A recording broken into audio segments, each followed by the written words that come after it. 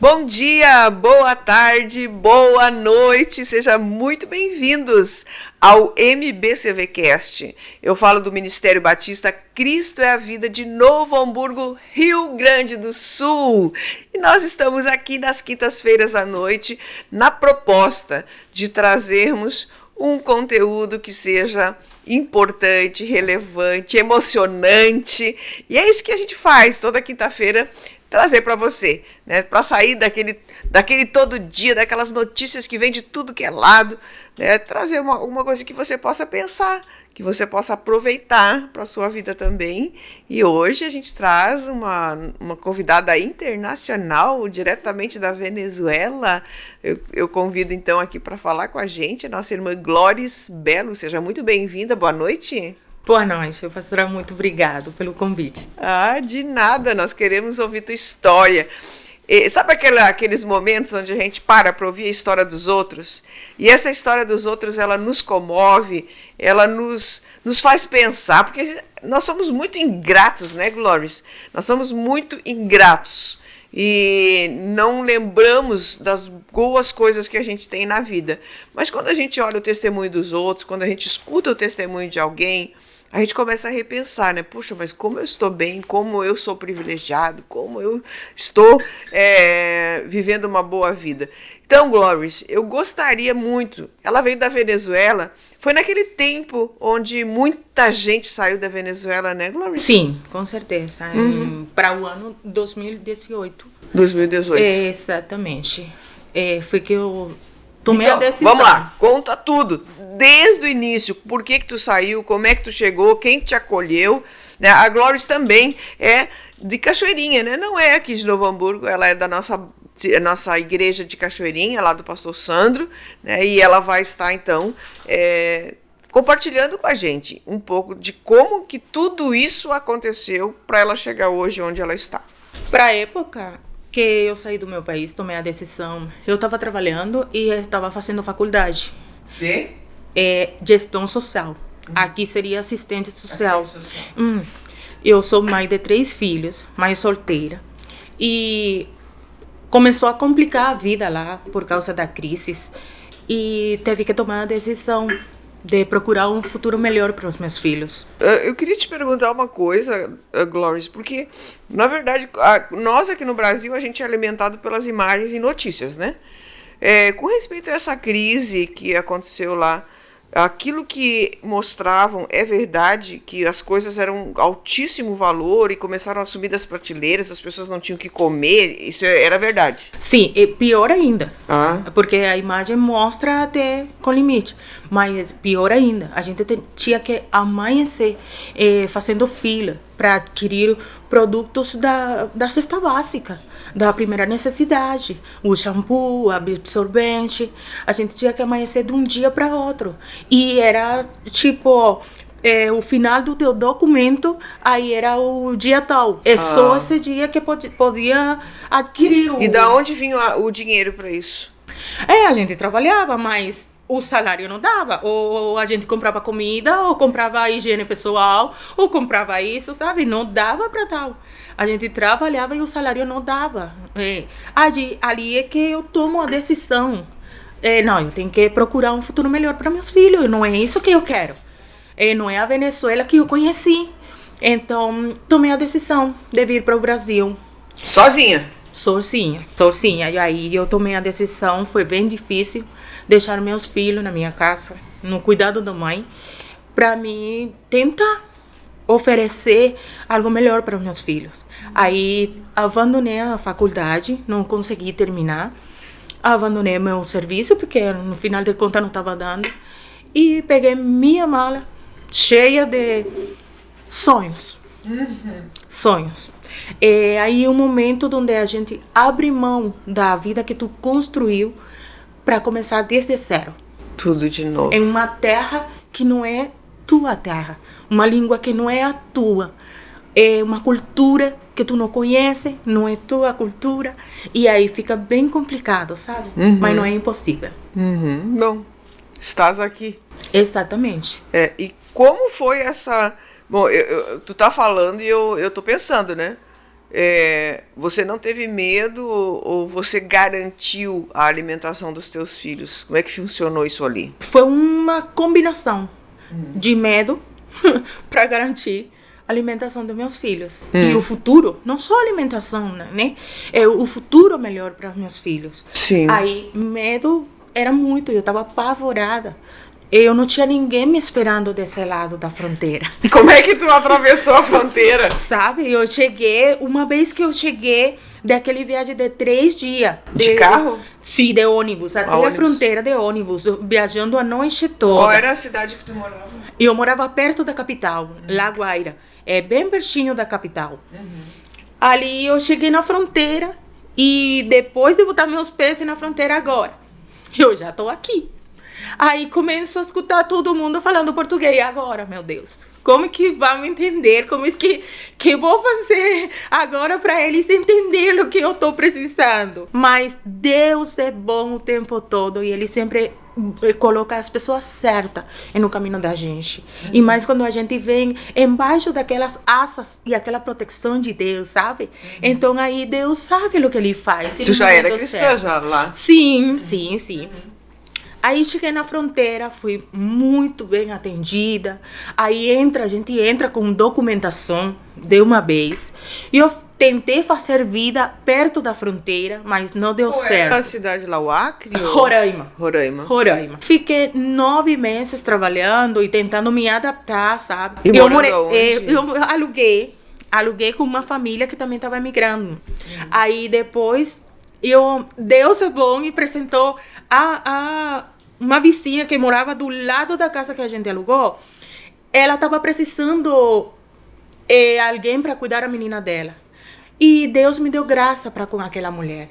E ela me contratou e eu fui a morar na casa dela, sabe? E aí comecei a me desenvolver, ela me ajudava, a menina me ajudava com os nomes das coisas, sabe? Era muito engraçado, mas foi desse jeito que eu fui aprendendo. Até que a situação lá se apertou muito, porque a chegada de venezuelano era muita gente chegando. E como todo, né, pastora? Não todo mundo vem fazer as coisas certas. Então aí todos os venezuelanos, todas as venezuelanas, fica aquele, sabe? Aí ficou bem difícil pra gente. Foi quando eu tenho uma amiga nos Estados Unidos e ela me falou dessa cidade, porque ela tinha uma amiga aqui. Glória, aqui em Rio Grande do Sul. Sim, eu cheguei a morar na Zona Sul, em Lami. Eu falei. E aqui foi bem diferente. Aqui já minha visão mudou por completo, sabe? Eu vi aqui foi que eu comecei a amar o Brasil. Foi aqui, acolhimento dos gaúchos, aquela parceria dos gaúchos, sabe? Foi uma coisa que esquentou meu coração. Esquentou meu coração. E tu fez, então, aí quando tu falou com a tua amiga dos Estados Unidos, ela te orientou para vir para Porto Alegre ali, o Cachoeirinha. Aí você fez essa viagem de ônibus também? De avião. Olha. De avião. Aqui melhorou, né? Melhorou. Foi de avião. Aí eu cheguei, a amiga dela certamente me recebeu, me esperou no aeroporto. E um mês depois de estar aqui, eu consegui um emprego no escritório da advocacia em Porto Alegre. E aí comecei a fazer vida aqui. Aqui, eu me lembro que ainda eu tinha problemas com o português. Não conseguia falar do jeito que eu queria para me fazer entender. E eu fiz uma oração de madrugada, chorando. E o Senhor, se teu propósito foi me trazer para esse país, eu preciso que seja o Senhor me ensinando. Abre meu ouvido e solta minha língua, porque eu preciso, Senhor. Se o Senhor me trouxe, o Senhor não faz nada pela metade. Todo mundo acredita que eu estudei português, que eu me preparei, que eu fiz curso. Não. Meu professor foi Deus. Meu ouvido abriu, minha língua soltou e eu consigo. Não falo perfeitamente como eu queria, mas graças a Deus até agora dá para entender. E eu consigo compreender tudo que fala comigo, entendeu? Já agora melhorou. Muito bem. Emocionante isso aí. Tá, e agora fala dos filhos. Um ano depois, completando um ano, eu consegui juntar o dinheiro. Deus apresentou uma família para mim. Eles eram de uma igreja adventista. Mas pensa, umas pessoas muito queridas. E ela falou assim para mim: Ô Glória, vamos fazer o seguinte. Eu vou te doar o passagem de avião para eles. O resto, tu dá. Combinado. E eu juntei, trabalhei, juntei aquele dinheiro. O que tu precisava era, no caso, os vistos, essas coisas? Por exemplo, não, visto bem capaz. O Brasil é muito solidário com a gente enquanto a documentação, sabe? Não tem problema com isso. E ali, ela comprou as passagens no avião e o resto do dinheiro eu juntei e consegui trazer minha mãe com meus filhos. Olha! 7 de agosto do ano 2019, meus filhos estavam descendo no aeroporto. Depois de um ano sem ver ele, foi a alegria mais grande da minha vida. Foi uma satisfação, sabe? Foi a bênção de Deus. E até agora, graças a Deus, meus filhos estão aqui comigo, minha mãe está aqui comigo. E é uma bênção de Deus para minha vida. E tu mora lá em Cachoeirinha, aonde? Eu moro perto da igreja. Eu moro perto da igreja. Meus filhos também, eles estão fazendo suas vidas. Eu sou avó. Eu tenho um neto. Ah, eles já são maiores? Qual a idade? Sim, a mais velha tá com 20. O outro menino tá com 18. E a mais nova, eu moro com a mais nova, que ela tem 14. Ah, sim, são então já eles estão assim, então já eles estão fazendo vida, eles trabalham. Meu filho trabalha de carteira assinada, ele mora à parte com casou já. Olha aí. Vai ser pai. Olha aí. Minha filha mais nova também casou. Já é mãe. Deu Noah. Então, sabe, é uma coisa que eu vejo o que Deus fez na minha vida. E na vida dos meus filhos. E é gratificante. Olha que linda construção, né, dessa história para ela conseguir chegar aqui no Brasil. Hoje tu continua trabalhando naquele lugar ou tu já tá em outro? Não, eu tô trabalhando em uma firma agora mesmo por questão de saúde. Eu tô encostada, aguardando uma cirurgia que, se Deus quiser, vai ocorrer em agosto. E não, já tem 1 ano e meio em essa firma, que eu estou na firma de alimentação. Olha, gente, talvez você que está na audiência também tem uma história parecida, viveu isso aí, porque na época, eu não lembro, Glóris, deve ter sido falado, mas eu não lembro, a quantidade de venezuelanos que vieram para o Brasil naquele ano foi assim, ó. Eu sei que eles começaram a se espalhar pelo Brasil inteiro, né? E algumas capitais da nossa nação, algumas cidades sinalizaram a recepção de alguns venezuelanos, mas assim, ó, a quantidade, acho que a maior parte ficou naquela região norte, né? Roraima, Manaus, ficou lá. Foi pouco o pessoal que se espalhou para outra, porque o Brasil também fez o programa de interiorização. Isso. Programa de interiorização. Então, ali, assim foi que as pessoas conseguiram, a maioria, chegar Curitiba, São Paulo, Rio de Janeiro. Sim. E mesmo Rio Grande do Sul. Porque a própria capital lá de Roraima, eles não teriam estrutura para sustentar muito tempo tanta Exatamente. Gente. Tu sabe quantos saíram da Venezuela? Olha, quantidade exata não tenho, mas penso que foi um monte. E não só para o Brasil. Não foi só para o Brasil, foi para outros países. Foi Bolívia, possivelmente, né? Paraguai, Uruguai, Argentina, agora Estados Unidos, Chile, Peru. Foi uma migração muito em massa, entendeu?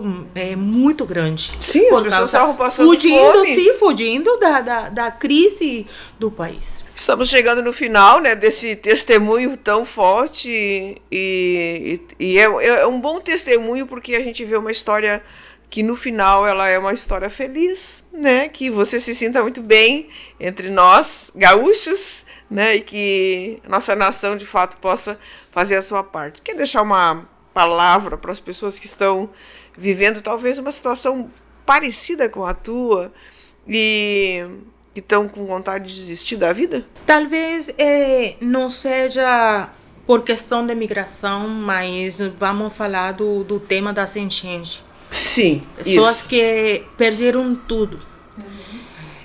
Não é, eu sei que não é fácil começar desde zero, mas também não é impossível. A gente tem vida, sabe? E enquanto a gente tem vida, tem esperança. E quando a gente tem um Deus todo-poderoso em nossas vidas, tudo fica mais leve. Então, não é para desistir. Sim, passa na cabeça da gente, porque a gente é humano, né? Eu também pensei muitas vezes, vou desistir, vou deixar até aqui. Não, mas não dá. A gente vira para o lado e vê os filhos, vê os netos, vê o motivo, sabe? Até a família da fé, que a gente vê e é uma motivação para a gente continuar em frente. Então, não desista. Sempre tem amor, tem um motivo para continuar. Tem muita coisa para começar de zero. E a diferença de começar de zero do nada é começar da mão de Deus. E aí é o segredo. Começar da mão de Deus. Isso, olha aí, ó. A diferença entre o zero e o nada é Deus, né? Olha que legal. Então, se você está vivendo essa pós-enchente, numa situação difícil também, isso aí é a palavra de alguém que enfrentou o mundo para poder lutar por si e pelos seus, né? Assim como fez Neemias. Então, que Deus abençoe você muito, Glórias, e que você possa prosperar em todas as áreas da tua vida. Em nome de Jesus. Tchau, gente! Tchau, muito obrigada.